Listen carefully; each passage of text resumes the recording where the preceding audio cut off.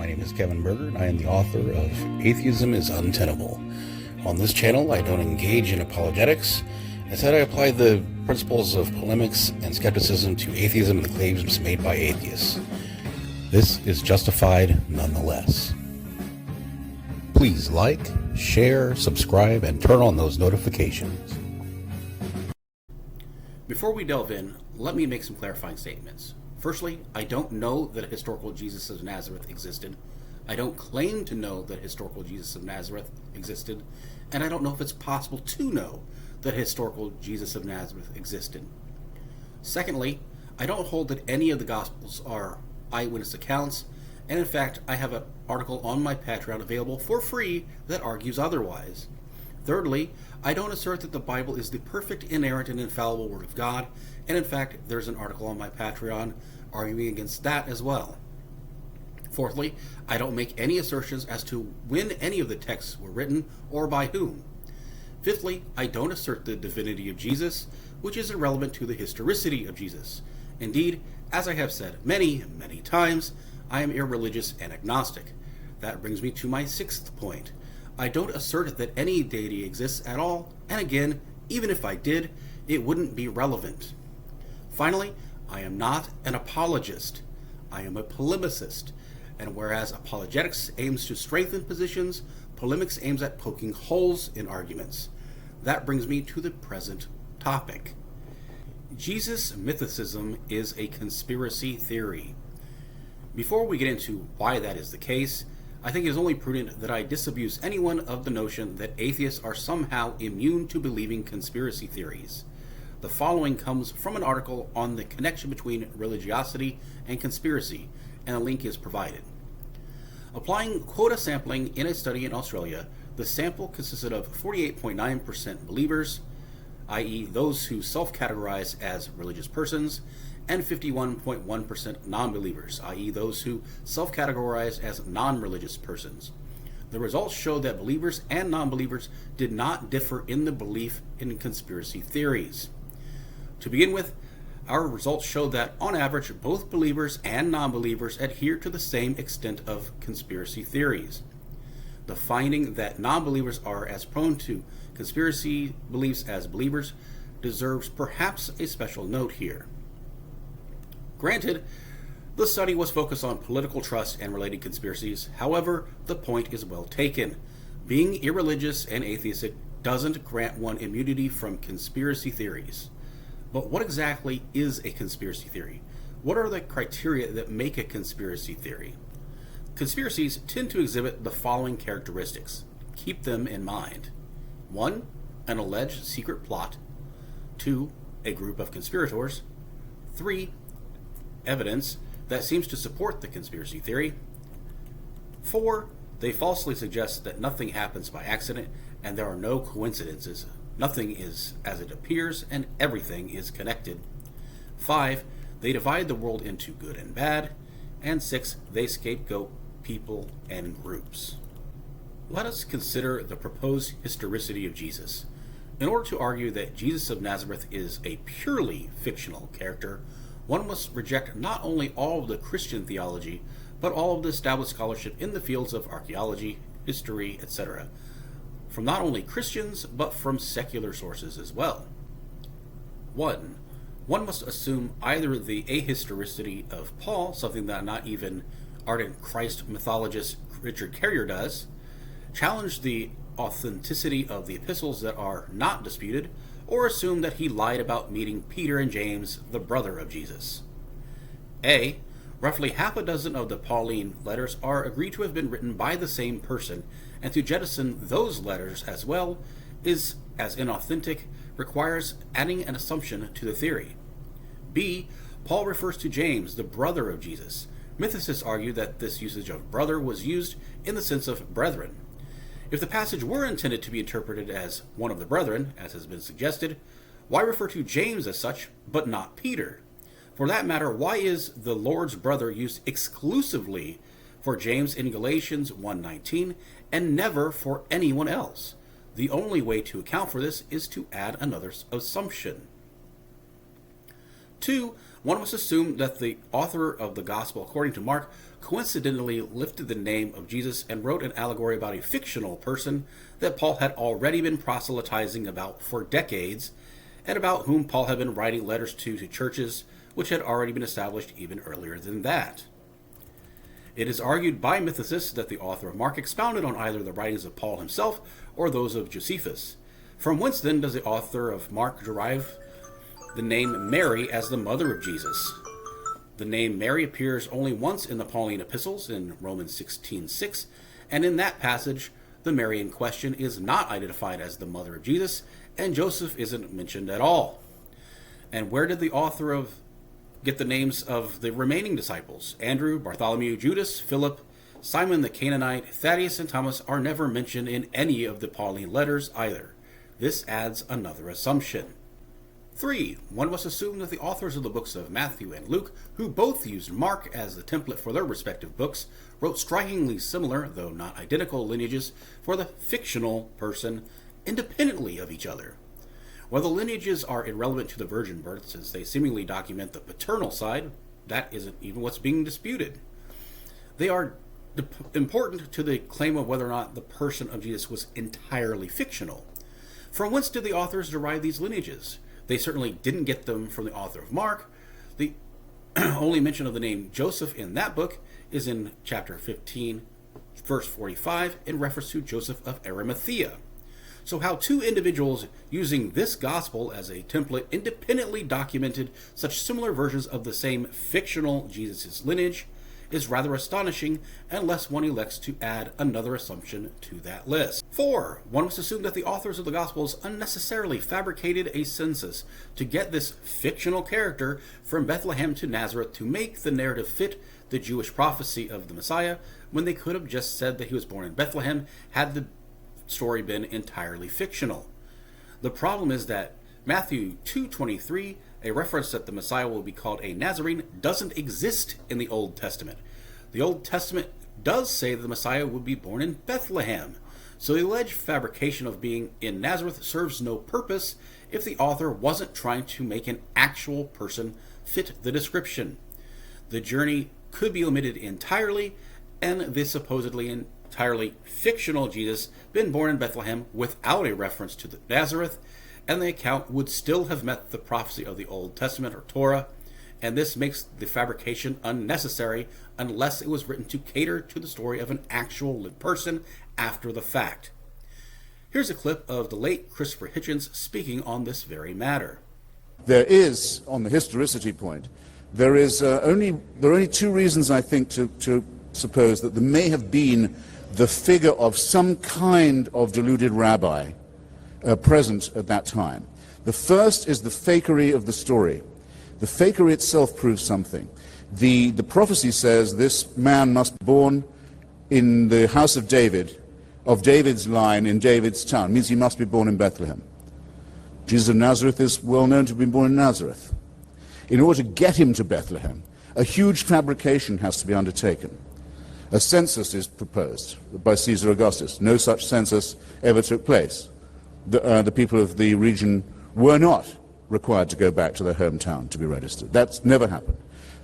Quirinius was not governor of Syria in that year, as the Gospels say. None of the story of the Nativity is true in any detail, and not one of the Gospels agrees with each other on this fabrication. But the fabrication itself suggests something. If they were simply going to make up the whole thing, and there'd never been any such person, then why not just have him born in Bethlehem right there and leave out the Nazarene business? So the very falsity of it, the very fanatical attempt to make it come right, suggests that yes, there may have been a charismatic, deluded individual wandering around at that time. But which is most impressive to you? The fantastic fabrications, the unbelievably inane and inarticulate preachments, or the inconsistencies in the story? You could mention another thing about the resurrection. Most of the witnesses to this are women, illiterate, stupid, deluded, hysterical females, of the kind who in a Jewish court at that time would have had about as much chance of being listened to as they would in an Islamic court today. What religion that wants its fabrication to be believed is going to say, you've got to believe it? because we have some illiterate hysterical girls who said they saw this. No, it's impressive to me. It's impressive to me that the evidence is so thin and is so hysterical and is so feeble and is so obviously, strenuously cobbled together, because it suggests that something was going on. There was some character. And I don't want to, therefore, to profane those who think that no, there must have been something, and say, no, there was nothing. This is not a whole cloth fabrication. Number 5. One must assume that not only the reference in Josephus's Antiquities of the Jews from Book 18 that is regarded as a later interpolation is a forgery, but that the reference from Book 20, Chapter 9 is also a forgery. From Antiquities of the Jews, Book 20, Chapter 9, Festus was now dead, and Albinus was but upon the road. So he assembled the Sanhedrim of judges, and brought before them the brother of Jesus, who was called Christ, whose name was James, and some others. It is clear from this passage to whom Josephus was referring, and unlike the Book 18 passage of Testimonium, this passage is held among most scholars to be authentic, unless one wishes to add another assumption to the list. Jesus ben Ananias from War of the Jews, Book 6, Chapter 5, Verse 3, is another person, and the Jesus of Testimonium Flavanium, Book 18, is held to be a forgery. Number 6. One must assume that Tacitus was in error in his final work, Annals, Book 15, Chapter 44, when he refers to Jesus. Consequently, to get rid of the report, Nero fastened the guilt and inflicted the most exquisite tortures on this class hated for their abomination, called Christians by the populace. Christus, from whom the name had its origin, suffered the extreme penalty during the reign of Tiberius at the hands of one of our procurators, Pontius Pilate, and the most mischievous superstition, thus checked for the moment, again broke out not only in Judea, the first source of the evil, but even in Rome, where all things hideous and shameful from every part of the world find their center and become popular. Annals was written circa 116 CE, and Tacitus would have had to rely on second-hand information at best. Be that as it may, Tacitus's account is consistent with those of Josephus and the letters to Emperor Trajan by Pliny the Younger. Moreover, Tacitus is shown to be consistently reliable on his own. So unless one wishes to be inconsistent by accepting the rest of his historical accounts as accurate while rejecting this specific piece, as well as add yet another assumption. Number 7. One must assume that Josephus, Tacitus, and the Jewish Talmud, the admittedly contested Yeshua, etc., were all ardently opposed to Christianity and could have just as easily have said, "This person never existed." Instead, unanimously regard him as a real person because reasons. 8. One must disregard all the extra-biblical and non-Christian manuscripts that reference Jesus as a living person, such as Bar Serapion, Pliny the Younger, and Suetonius, etc., assume that they, too, were all wrong. Number 9, most importantly, one must assume that a fabrication has taken place, despite there being neither a manuscript claiming responsibility for such a fabrication, nor even the acknowledgement of such a fabrication. Or one could simply accept the far less convoluted possibility that Jesus existed as a real man, or a composite of multiple people, and was later deified, much like Imhotep, the Buddha, Pythagoras of Samos, Antinous, Guan Yu, etc. Occam's razor states that entities should not be multiplied without necessity, i.e., the option that requires the fewest assumptions is preferred. The existence of a historical figure of Jesus demonstrably requires far fewer assumptions than does a complete fabrication. Sagan's standard states that extraordinary claims require extraordinary evidence. The complete fabrication of a living person for the purpose of deification is a far more extraordinary claim than the idea of a real, living, charismatic person who was later deified by his followers. Hitchens' razor states that what can be asserted without evidence can be dismissed without evidence. There is no contemporary manuscript or other evidence that either claims responsibility for the fabrication of an ahistorical Jesus or even acknowledges such a fabrication. Hence, the assertion can be dismissed. Jesus' mythicism fails 3 philosophical razors, yet proponents believe it anyway. Not only that, but given that the assertion is not supported with sufficient evidence, that belief is, by definition, a product of faith. There is a reason why most scholars, including secularists and atheists in related fields like archaeology, history, etc., reject the Jesus myth theory. Natalie Wolchover, writing for Live Science, states, "We do know some things about the historical Jesus, less than some Christians think, but more than some skeptics think," said Marcus Board, a preeminent biblical scholar, author, and retired professor of religion and culture at Oregon State University. Though a few books have recently argued that Jesus never existed, the evidence that he did is persuasive to the vast majority of scholars, whether Christian or non-Christian. He was executed by Roman imperial authority, and his followers experienced him after his death.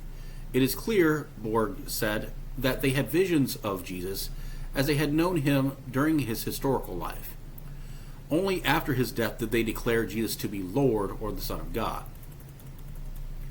Christopher Klein, writing for History.com, says, "Jewish rabbis who did not like Jesus or his followers accused him of being a magician and leading people astray." He says, but they never said that he didn't exist.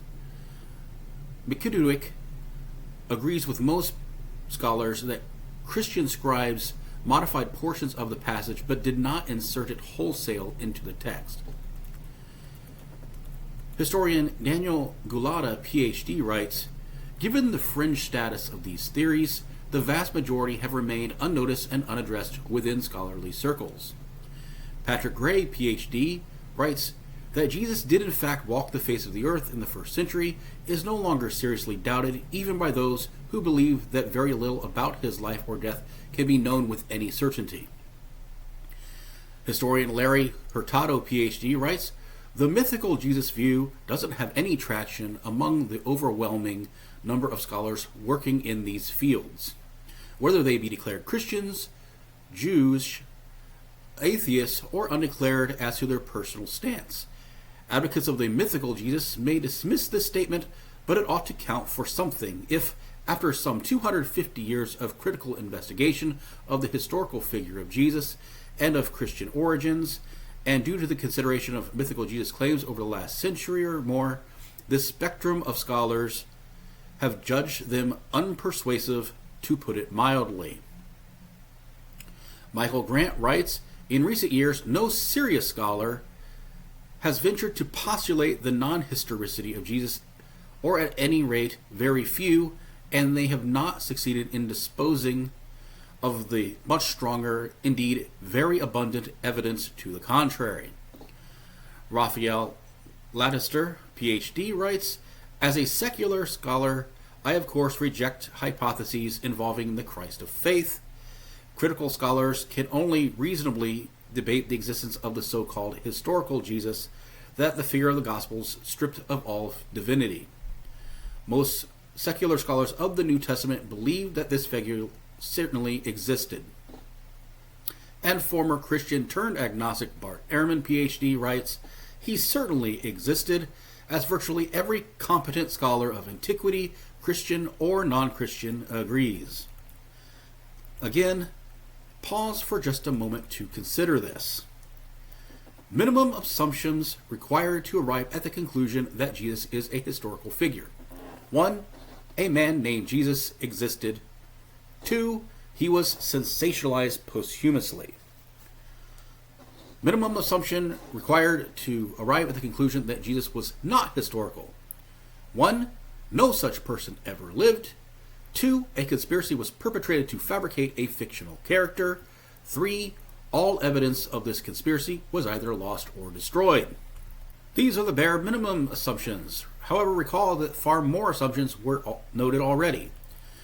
The historical figure is more reasonable than the alternative, which is why I argue it can accurately be described as a conspiracy.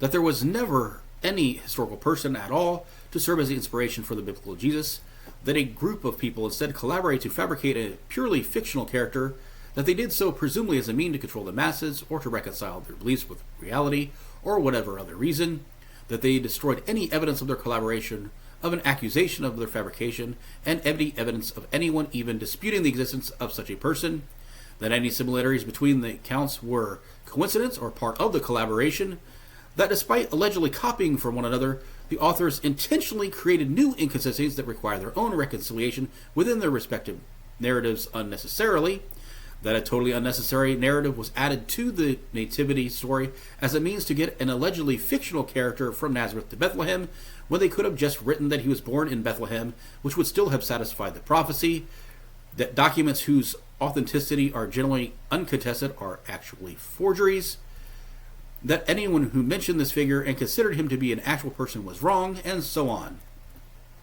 We have a situation that meets the criteria for a conspiracy: a group of conspirators, a plot to fabricate an entirely fictitious person, evidence that seems to support the theory, typically in the form of analogy to mythology, the suggestion that any similarities between the Gospels are due to authors copying one another, a division between those who are part of the conspiracy or who have allegedly been hoodwinked by it versus those who are skeptical of it, and the suggestion that it is the fault of the former that this conspiracy has been permitted to persist.